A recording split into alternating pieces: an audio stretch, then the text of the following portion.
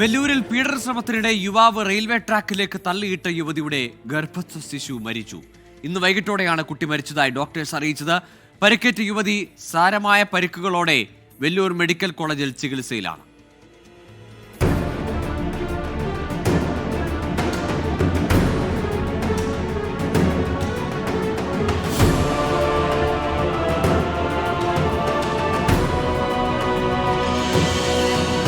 നാല് മാസം ഗർഭിണിയായ ആന്ധ്ര സ്വദേശിയെ വ്യാഴാഴ്ച രാത്രിയാണ് യുവാവ് ട്രെയിനിൽ നിന്ന് തള്ളിയിട്ടത്.